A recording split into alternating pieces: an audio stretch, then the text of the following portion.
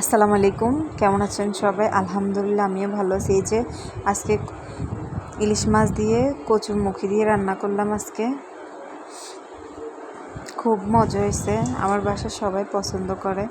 প্রতিদিনে ব্লগ আপনাদের সাথে শেয়ার করতেছি। সবাই আমার ভিডিওটি ভালো লাগলে সাবস্ক্রাইব করবেন চ্যানেলটি। এই যে কচুরমুখী রান্না করতেছি সামান্য, এটা তো সবাই কচুরমুখী রান্না করতে পারেন, সেই জন্য আর এই যে কী কী উপকরণ দিলাম বা ওইগুলা শেয়ার করি নাই। কচুরমুখী রান্না করতে হালকা উপকরণে লাগে তেল, পেঁয়াজ, রসুন,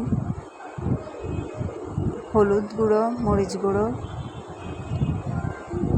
এগুলোই লাগে।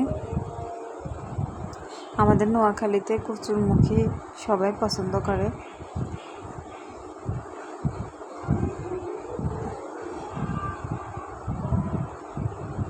অনেক ভালো আসছে, খুব মজা হয়েছে কচুরমুখীটা।